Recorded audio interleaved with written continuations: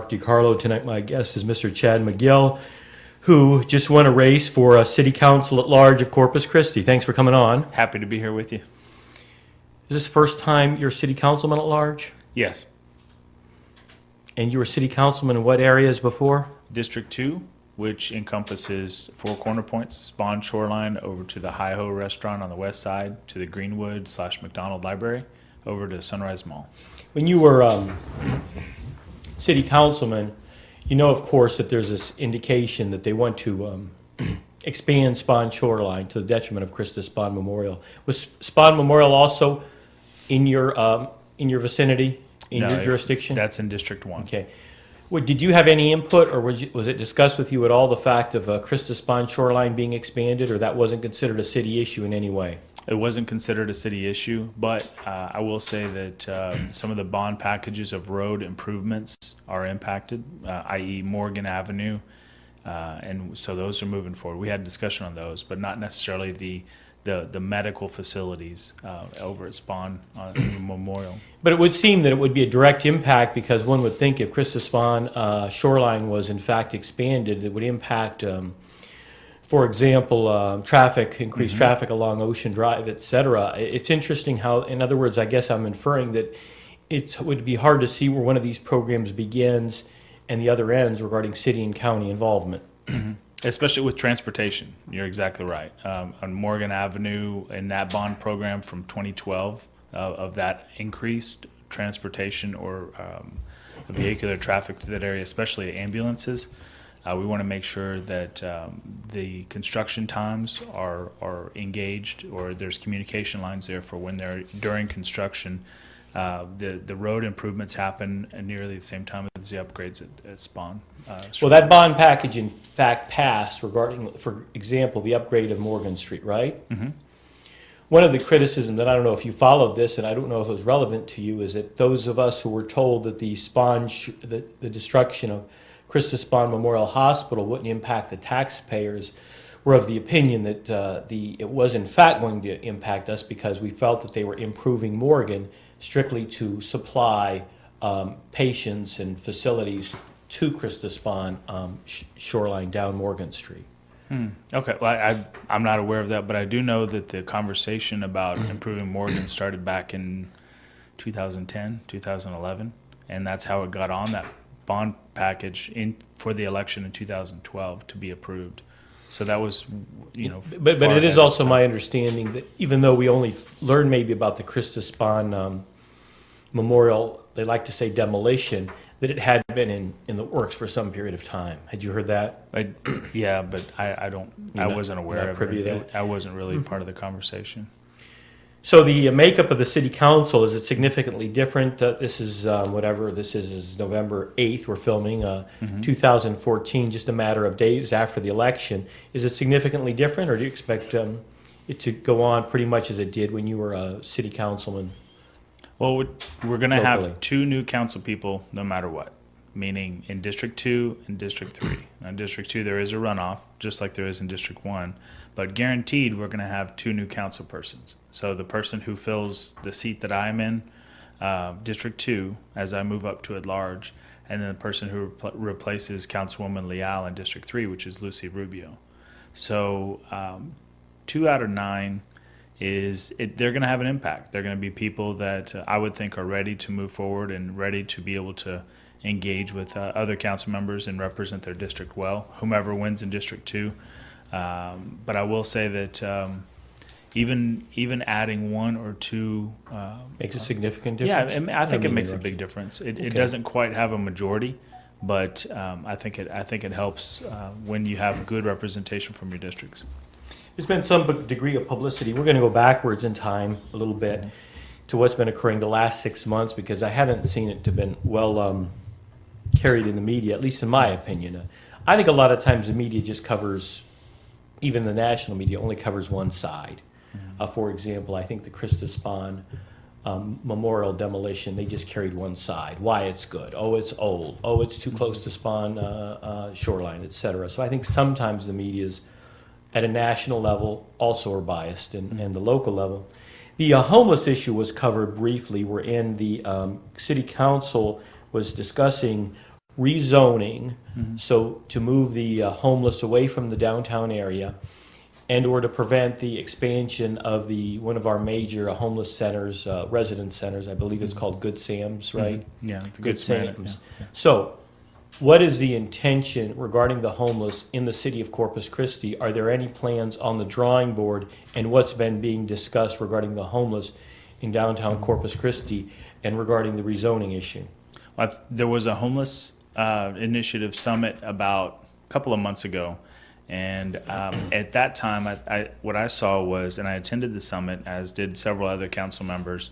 You saw a number of groups come together and discuss what the issues were, and I think that's a great step forward, because communication between agencies that are already doing the work and agencies that are already "quote unquote" experts at what field that they cover, that communication needs to improve. Now, they do work together in the homeless initiatives project, but with that, there are other steps that they can communicate with data, and they could pair up, so you have less of the typical single male homeless person that generally games the system. They go from one facility to the next and kind of work the system.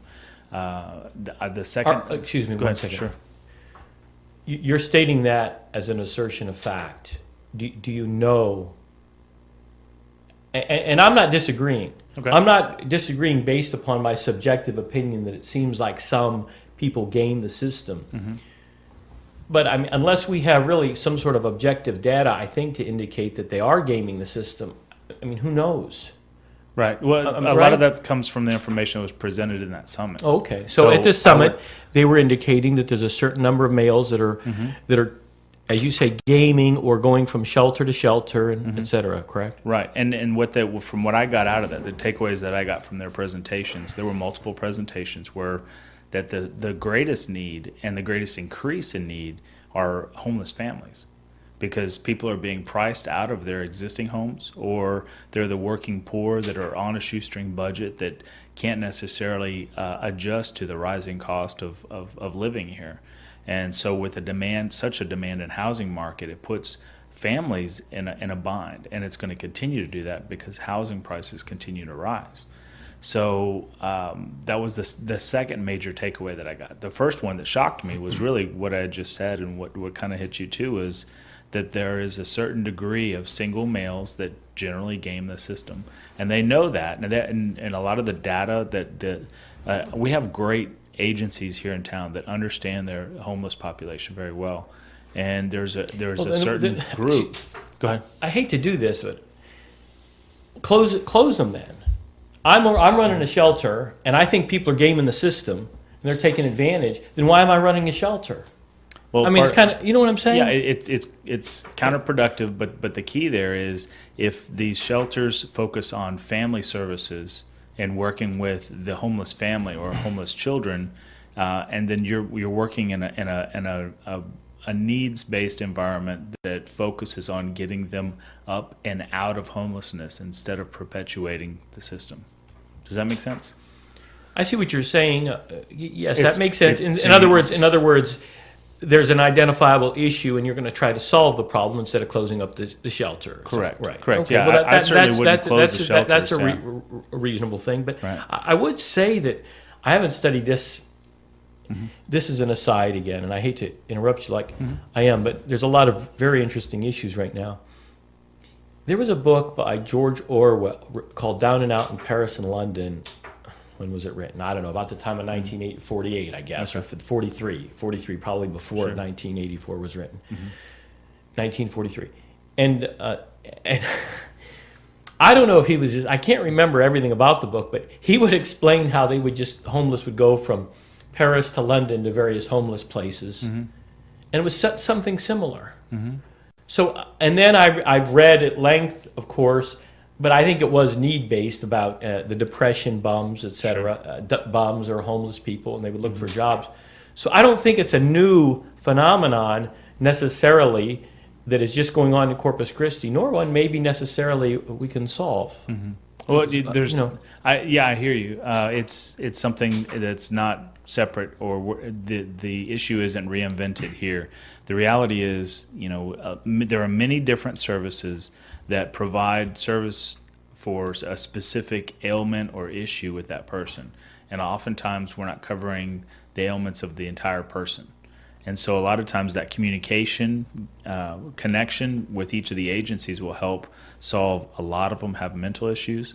A lot of them have dependency issues because they're quote unquote self-medicating with alcohol and or drugs, or they're in a position where you have homeless veterans who have benefits, who have the ability to be able to get the services that they need, or may even have paychecks, or monetary funds. Yes, they're getting, but they don't they're have getting, the IDs. They're getting veterans benefits.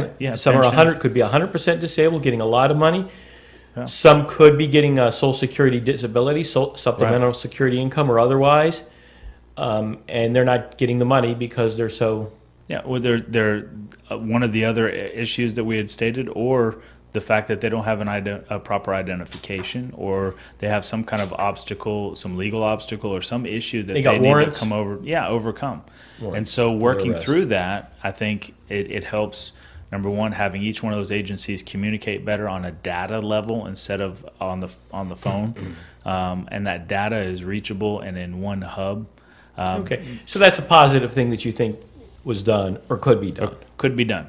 And then the second part of that too is there's a direct relationship between developing workforce housing and homelessness. And I think that's where, when we talk about zoning, and the reason I say that is because workforce housing is, we've got an enormous amount of demand in housing right now, and housing prices have increased substantially. And so there are more people working in Corpus Christi today than there ever have been. And so when you start looking at least that's what our statistics indicate. Sure. Yeah, we're fifth in the nation in 1-year job growth, and we're 10th in the nation in 5-year job growth. And so unemployment is extremely low. You're always going to have a couple of percent from transition and or people who are, just not willing to work. And then you look at the demand for workers, and so you start looking at housing that people can afford, and that development of affordable and or workforce housing is generally in areas that are blighted, that are lower income areas, but yet they're areas that are prime for development because they have existing infrastructure. So you're talking infill and redevelopment opportunities, and oftentimes those areas are interlaced with homeless challenges and challenges with people that are homeless because they're frankly drawn to those areas. Okay, let me speak more concretely. Sure. The whole inner city of Corpus Christi looks blighted to me. Mm-hmm. I don't know if that's true or not true, but I mean, you could That's go, the perception of it, and I would agree. There's quite a bit that, and there's a lot of needs to be empty worked. buildings. So one would think that you could put those homeless into those empty buildings. It's not so easy. It's not so easy. Each homeless person has their own free will and their choice. And oftentimes you'll ask them, you say, why don't you go to the shelter? And they say, well, because I have to be in by X amount of time, or I have to get up at a certain time, or they expect me to work or they and expect pay me to, if they can. And Well, Good Sam's has done a real good job at providing homes and jobs for people, right? they have. And from what I've seen, what they do is they put people to work. And I think that's a great environment for them.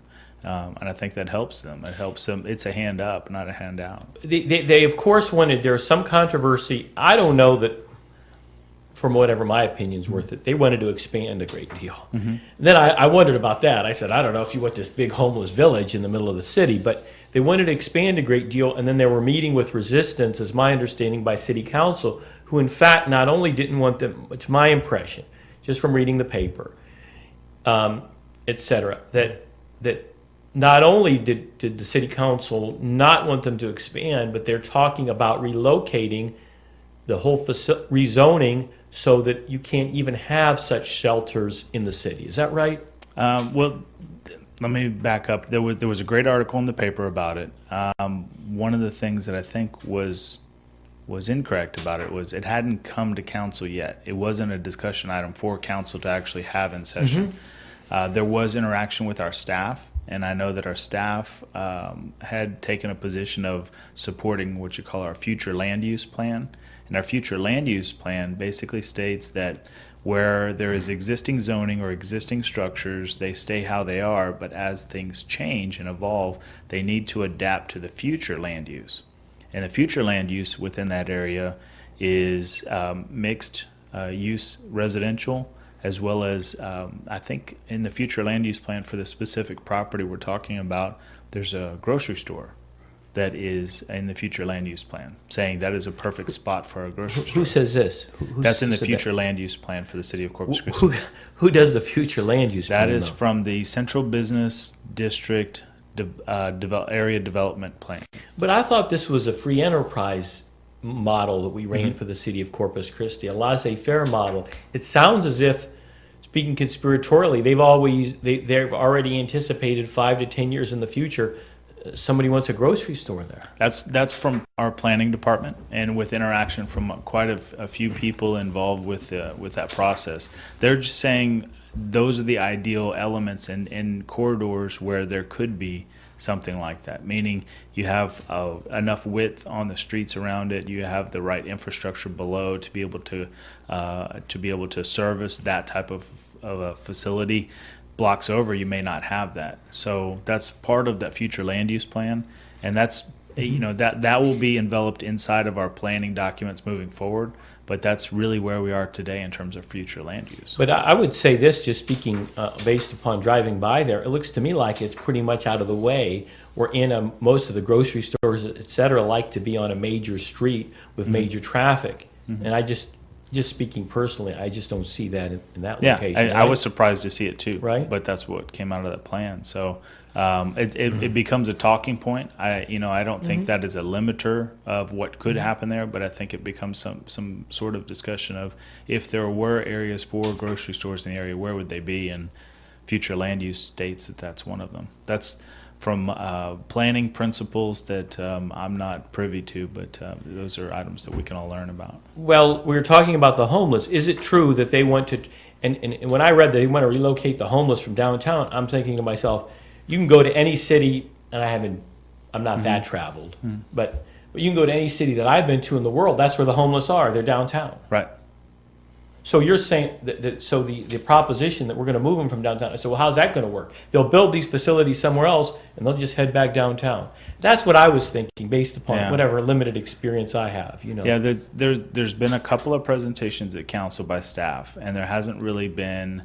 I think there's some confusion in from the public looking at council saying that we've enacted some ordinances or items that make those things happen, where we're pushing homeless out of certain areas, and that's not the fact. The fact is we got a couple presentations from staff, and during those presentations or those times at council, we heard an inordinate amount of people in public comment saying, hey, look, don't stop allowing us to feed the homeless in open areas, or don't allow or don't infringe upon our ability to be able to serve the homeless. And we heard that loud and clear, but it wasn't an item at the council for actually making a decision on, or a vote, or an ordinance. It was really just a staff presentation.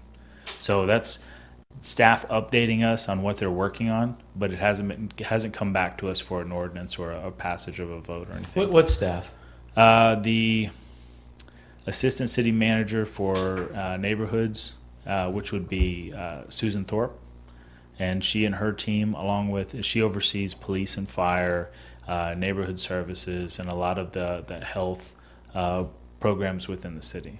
You know that in prior years there was some degree of complaint that the city staff really wasn't very, as they like to say now, transparent, and that the staff was basically running the city, and that the city council, of course, would just be kind of filled in by the city staff. And therefore there was some complaints in years past that the city council really wasn't running the city. It was the city staff, and it's a pretty large bureaucracy, ineffective. Have you found that to be the case at all, or have you had concerns that you think, well, gee, I don't, like, as you said, some of these plans you're not privy to, you were stating something, Is that a concern of yours? That, hey, look, I'm just up here. They're giving me all this. There's a lot of information. They're giving me this information.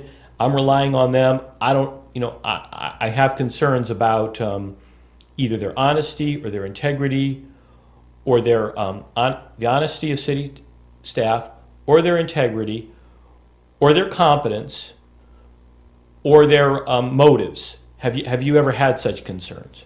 I had those concerns initially going into council. Okay. But once I understood and built a plan on how to research, I think 90% of my job on council is to research data. I'm a trust but verify type of person, meaning I'll read all 800 pages that I get Thursday night several times Sounds like before a thrill, Tuesday. sir. Yeah, just it's joking. fun, right? But the reality is, as you look through each item, I pick it apart. I do my research. I look at what companies are getting contracts. I look at how things have evolved. And they say, if you read an agenda memo and it says this is phase 2 of a project, I'll research how we did phase 1. And was it done on the up and up? Was it over $50,000, meaning was it a council approved type of item? And so research is 90% of the job. And so once I understood that, I can definitely say this is a council-run government. This is not a staff-run government. In the past, it may have been otherwise, but I know that this is a council-run government. Well, you were saying one of the reasons we're having a homeless problem is because the increased cost of housing and/or That's what's impacting families more than anything. then inferring that, of course, the increased standard of living maybe as results of the low unemployment rate in the city of Corpus Christi or in the county. But a lot of it is relying upon the oil boom, the fracking boom, correct?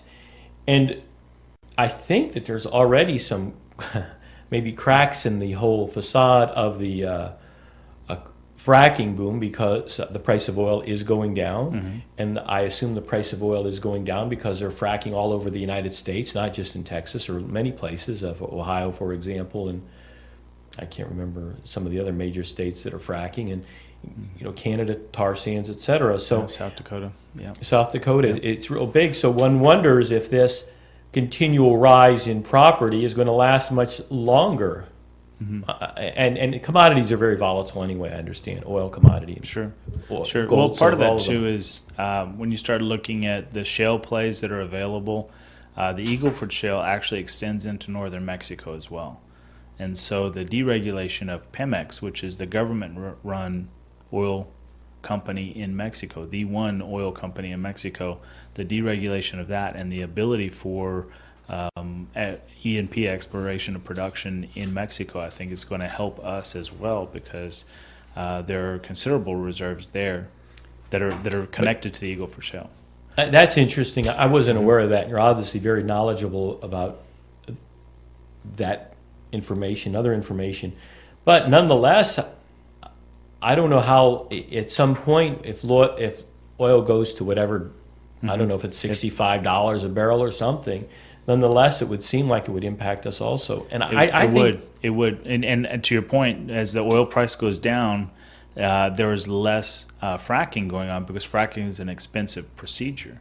So Right. what happens from that, and you'll see it all over the Eagle Ford right now, capping of natural gas wells. Right. And so with that capping of natural gas, then comes the opportunity of what can you use the natural gas for? And that's where our manufacturers come in. That's why they're here. Well, returning to the homeless issue briefly, the reason I wanted to bring it up again, it seemed like the issue of the gaming of the system or the abuse of the system by some of these people going from shelter to shelter is in some respect was contradicted by your statements that a lot of these people have drug problems and or mental problems. And therefore, are those the same people that are gaming the system, the people with drugs and mental problems? Well, or there's- are they capable of gaming a system if they have drug or mental problems is number one. And number two, are they really gaming it if they have these illnesses or sickness, whether they're mental? And you could argue that addiction is a sickness. That's much more complicated. Yeah, it's a very complex issue, and a lot of the issues are overlapped with people. And so even ones who game the system knowledgeably, it starts with their choice that they don't want to get out of being homeless. They're content to be there.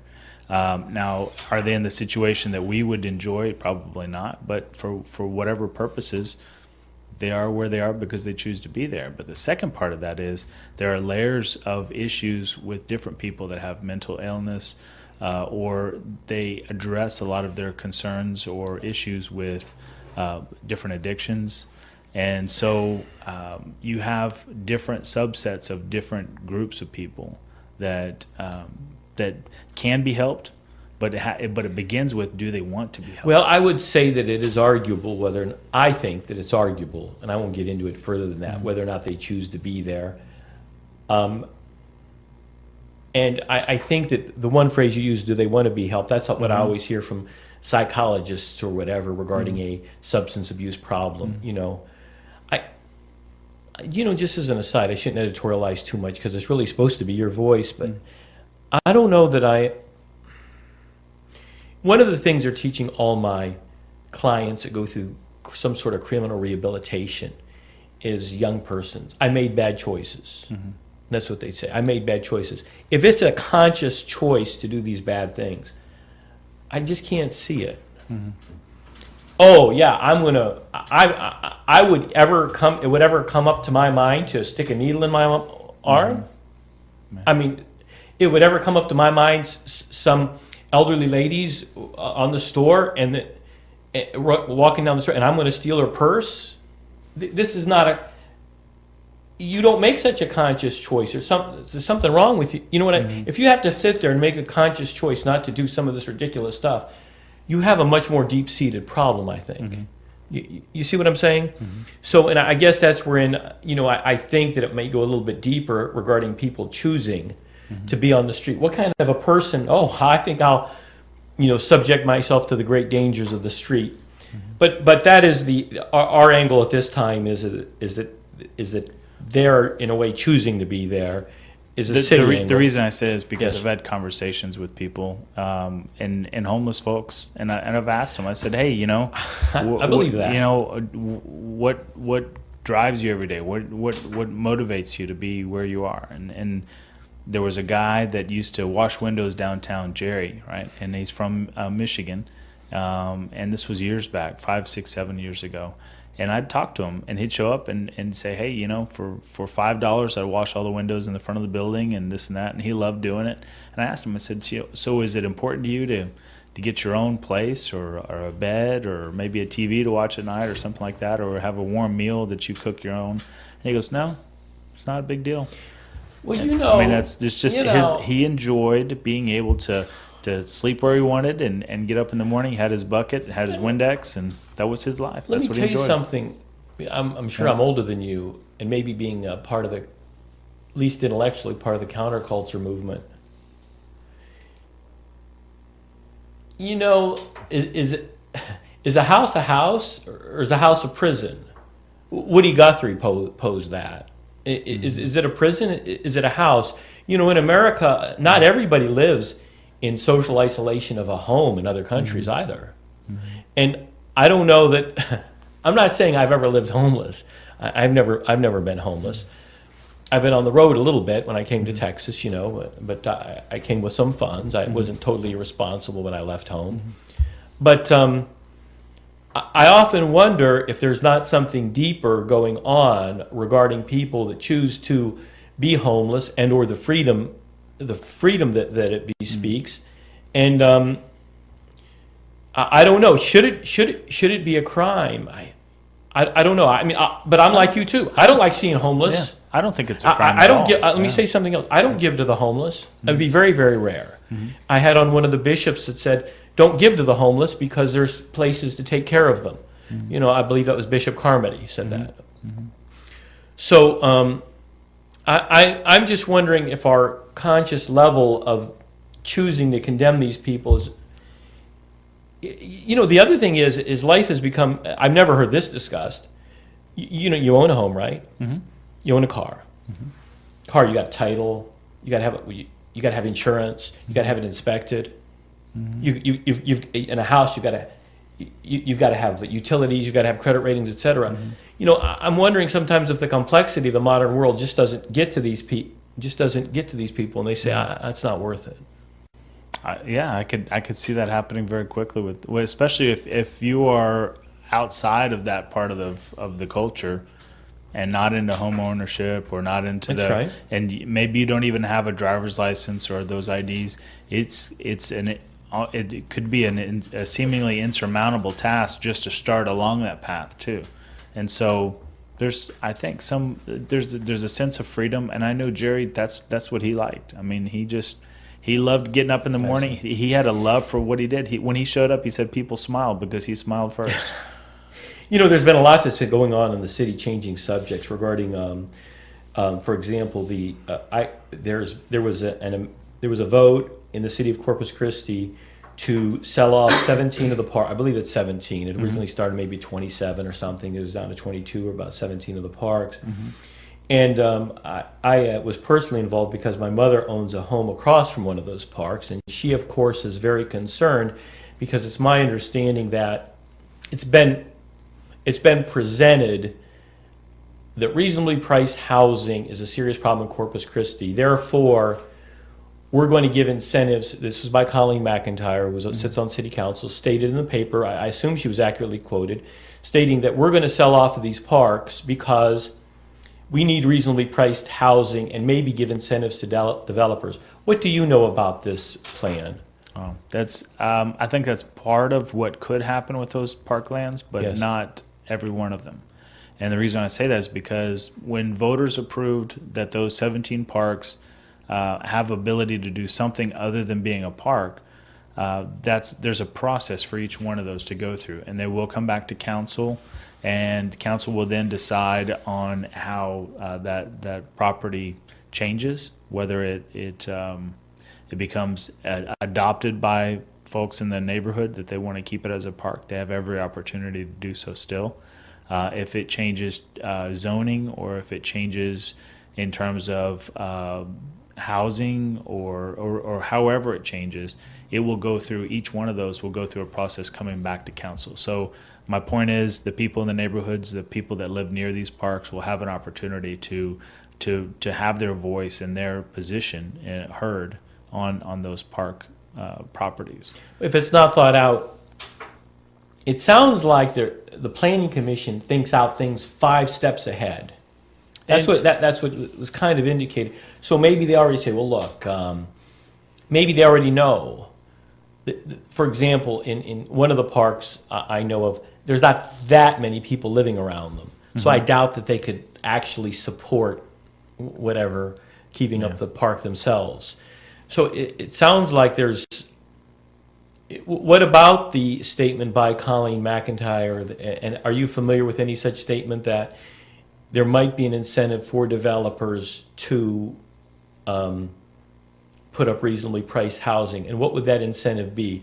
Do you know what she was referring to, or you don't? I would speculate she was referring to infill and redevelopment policies that are still kind of in limbo, which I'm not too happy about. It's something that our staff and several of us worked on very hard. And what the difference between infill and redevelopment is: infill is where you've got a vacant property within an area within the city that has existing infrastructure. Then redevelopment is a blighted property or derelict property that's basically falling down or uninhabitable, and then it's being brought back to life. And so you've got infill and redevelopment policies that need to be codified and predictable and consistent, to where when someone wants to develop one of these properties or other properties that are kind of like when you talked about, well, your perception of downtown, it's all kind of blighted. This area, the Right. street that I'm on, down Elizabeth Street, couldn't look Right. much worse. And there's a lot of opportunity there if we had predictable, consistent infill and redevelopment policies. And so I speculate that's what she was talking about. But in the real world, within these next 2 years, I'm going to drive really hard to finish that work, because it should not have been put on pause. And I've put staff on notice a couple of weeks ago in council session and said, look, stop bringing us economic development presentations. Bring us an infill and redevelopment policy. Here's what I thought. From someone I know that's kind of more involved in this stuff than me. I said, well, it sounds to me like they're going to sell all this property to the same developer, and he's going to put up condos, and they're going to be worth they're going to sell them for about $120,000 each.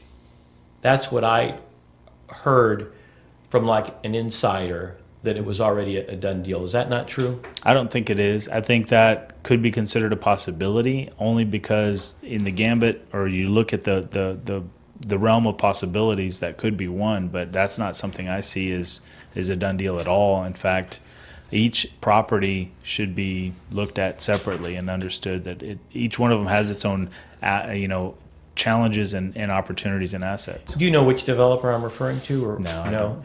And was there any discussion regarding the people with homes around these parks and how it would affect their property value and whether it was fair to them when they bought these properties, that they were next to a park, now they're going to be next to gosh knows what? There was considerable amount of communication over the last 3 years during the parks master plan, but the problem with that is if you extend that communication period so long, over 2 and 3 years, you have people that move in and move out of the neighborhoods as well, and so that's you true. have different sets of people to talk to. So, but I mean, you would think that the people that've been there for some period of time, whether it's some X amount of period of time, a 5-year cutoff rate, if they were still there, you would think that their input would have some degree of significance, right? It should, and I think our processes internally within staff to communicate to the public need to improve as well. So, and I think we actually had a couple of motions and changes at the city council level that notify people around the park, very similar to when we have a zoning case. And in doing so, that proper notification gets mailed to each and every person instead of have a small meeting and invite people and see who shows up. I think that's the wrong tactic. So going the way that we do it with the zoning, I think, is a much better way, because we go out to them instead of they wait for them to come to us. On my Facebook page, I had kind of given a hard time to the city council, et cetera. I said it was a schizophrenic plan regarding the parks. We're going to, we were going to put up this big park on the bayfront, right? Mm-hmm. Okay. In addition to the parks, in addition to the city parks we had, and then it was voted down. Who knows why? You know how the voters go. Mm-hmm. Sometimes they turn out, sometimes they don't. But it was voted down because I think one of the big angles through John Kelly's program, et cetera, was that, oh well, we can't afford the new park. Mm-hmm. So then, not too much later, it comes up again that, well, we can't afford these parks, right? So you would think they wouldn't have put the Destination Bayfront Park on the ballot or been in favor of it if we couldn't afford the parks we already have. Agreed. I mean, that's what common sense said. Is that right? Agreed. Then we're talking about... That's why I voted no on the public funding of Destination Bayfront. We simply couldn't afford it.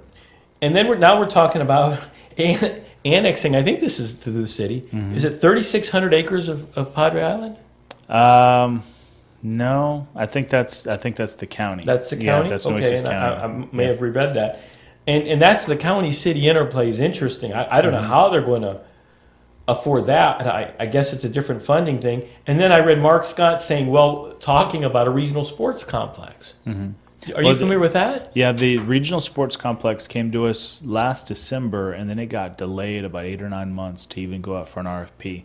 And the RFP, the clear... Okay, I don't know what an RFP is. I'm sorry, excuse me. Request for proposals. Okay. Meaning we have a set criteria that we direct staff to put into a RFP. They send it out into the world, and then whoever comes back who fits that gets selected.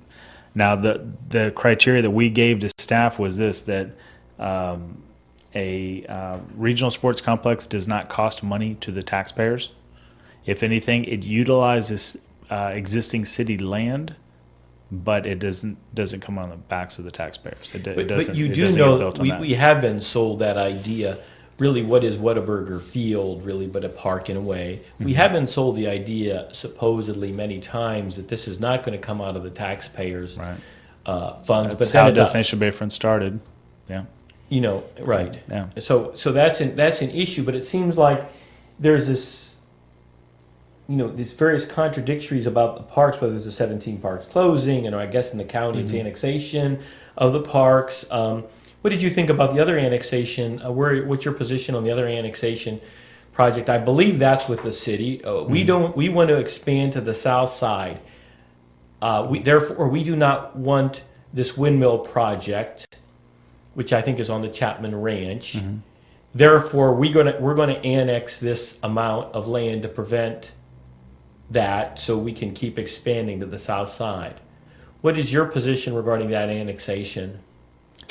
My employer has a relationship with the company that could be installing windmills, and so I've ethically abstained. Okay. But what that does is that also raises the standard of abstention, because oftentimes in the past, people would participate in discussion and or vote on items because title work had not been signed yet. And the reality is, frankly, we have a relationship with that company, and I know that we would get the title work. And so the right thing for me to do would be to abstain on the front end and not have Okay. a part of the discussion. I don't quite understand your relationship. In other words, this company was going to buy this land on the Chapman Ranch and put up windmills. How's that, do you need a title for every windmill? Yes, there's Is that right? title policies for the land. So, yes. man, so that would be that would be a lot of money. Mm-hmm. So each windmill's like on a separate tract or something of land? I don't know. I don't Okay. know. It depends on it depends on each project and how they organize it. You know, one of the owners of the Chapman Ranch had written an article with or a blog with the Neighborhoods First on Facebook, and I think they have their own blog as well, stating that she was very disappointed, of course, that she doesn't have the right to do what she wants with her own property as a result of this. Has the annexation gone through? I can't remember. From what I've seen, and I generally I recuse myself from the conversation, so I have to watch the video on council. But It's a thrill. They did mention in there was a phase 2 of annexation, so the process it continues. I don't know what that phase 2 is. I know that they have had executive sessions on it, which I'm not in either. So That relates to the ever furthering development of the city further and further south, where a lot of people believe that the city already has enough land for the population, and that the expansion of the city further and further south is an unfair burden on the taxpayers of the city. yeah, in any city, and especially in America, as a city sprawls, your cost per citizen goes up because you've got to extend services, police, fire, water, wastewater, gas, all those different city services, the basic fundamentals, to a greater amount of area. And so successful cities grow both on their outward barriers, but also internally in terms of quality. And so I think we have a lot more opportunities to grow in terms of quality in our core. And I think there's a lot of opportunities along the 44 corridor.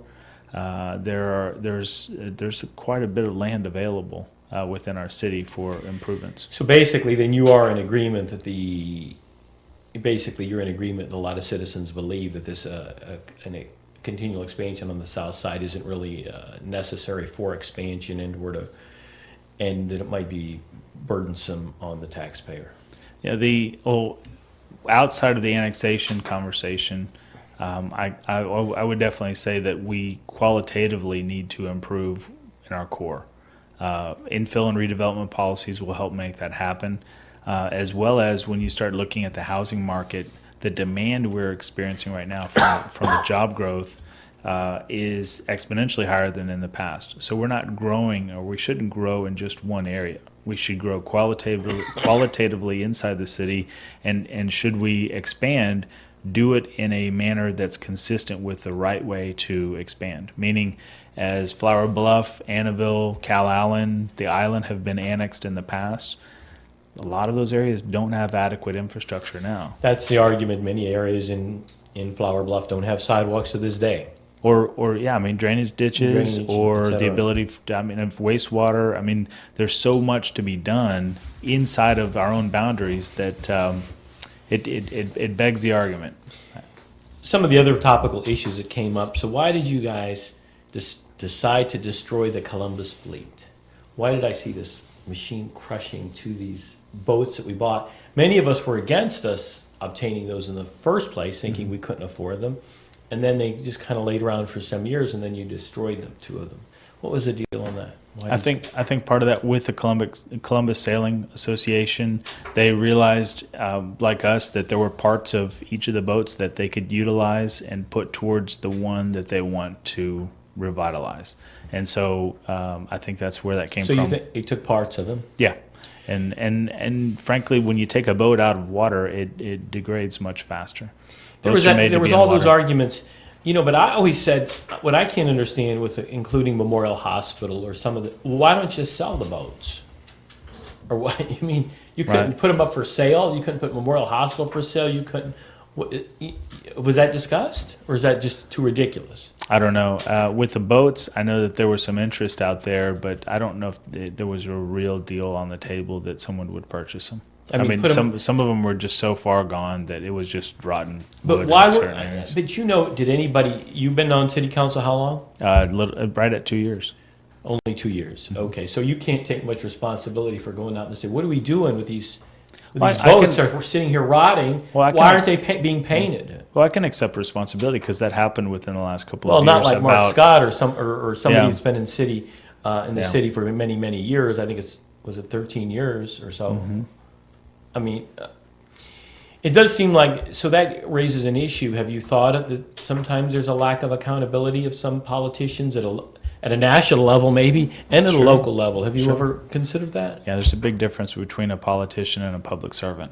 I mean, whatever it is, was anybody ever held responsible at the national level for 911 or the negligence? Was anybody ever fired? Was anybody ever held responsible for the issues regarding weapons of mass destruction at a national level? At a local level, was anybody ever held responsible for bringing in the Columbus fleet and then for destroying them? It doesn't seem like politicians are pretty good at evading responsibility for their own actions. Yeah, but it's something I was taught from my parents is don't apologize for others, but also don't be the first one to back away from responsibility. And I think part of that is the difference between a politician and a public servant. A public servant rolls up their sleeves and says, "Okay, how do we get this done?" And part of that too is knowing that accountability is ever present. So I've been in council for 2 years, and I'm willing to take and accept responsibility for what I have and haven't done. So I can't speak for the past, but I can definitely say that there's a lot of opportunities for solutions now, and that's why that's why I believe that this is a council-driven city, not a city staff-driven city. I'm certainly of that mindset. Let's talk about this problem, the roads problem, and I made fun of the. I was on somebody's radio show the other day, and I said, what is the deal with the roads? They've had roads since ancient Rome. I mean, you would think that this road is some great metaphysical structure that we can't figure out how to fix. What's a road, or how much money does it require, or how to fix it? It's almost extraordinary to me.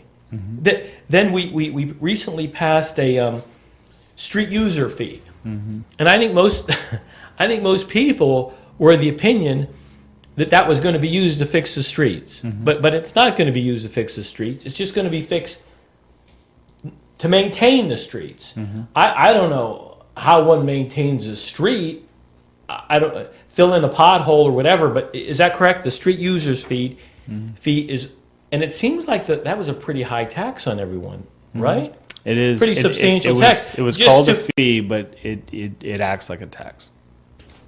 It was called a fee. So you have this high fee, but if you read it carefully, that wasn't going to improve any street. That was just going to maintain the streets, right? It maintains, on the pavement condition index, from 0 to 100, it maintains roads that are 55 and above, meaning it's similar to changing the oil in your engine versus having to replace the engine itself. Well, okay, tell me what you do to maintain. Okay, here's Elizabeth Street out front here. Tell us practically, and I'm being a little bit of a smart aleck, but practically, how does one maintain a street? I know I've seen them spread oil on it or something, right? Sure. Tar.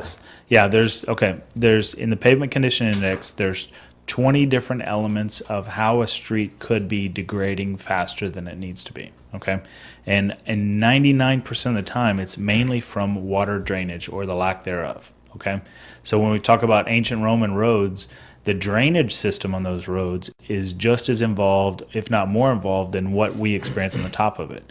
That's where most of our issues are, what's under the roads and what's not under the roads. And so to maintain the roads, every 7 to 10 years, you come back with a seal coat and overlay. And so that seal coat and overlay basically extends the life of that road to a minimum of about 30 years, 28 to 30 years. And so the work plan that the street user fee pays for, I completely agree with. I do not agree, and I did not vote for the street fee itself. I think we could have funded that internally. We would have had to roll up our sleeves and do some work and cutting on the budget, but I think we could have gotten there. Well, see, and this is speaking as a cynical person that's not, you know, are they going to do it? Yeah, we've gotten actually quite a bit done. They're going to maintain, okay, we're going to do this. Are they? Yeah, there's a work plan. Yeah, there's a work plan on the website that it's relatively obscure. I think we could do better in terms of communicating that. We just approved a year 2 plan, and there are literally hundreds of streets on it. One of the best examples, if you drive down Baldwin just past Morgan, that was the first one, and that was a great improvement. But again, just like you said, we're maintaining streets that are maintainable. The largest portion of streets we have not addressed yet is the residential streets, and that's the big one, and that's what I want to address in this next 2 years. Just speaking practically, it appears to me, without any studies, that most of the streets in Corpus Christi are not at the level that they can be maintained. Mm-hmm. They're in too bad a shape to be maintained. Yeah, perfect example. District 2 is 88% of all streets, of whatever size street, 88% of all streets in District 2 need to be reconstructed and are not even eligible for the street maintenance fee to help them out. It looks to me like most of the streets are. Correct. Is that right? Yeah, that's true. That's true. Over 70%, I think, of the city streets are like that.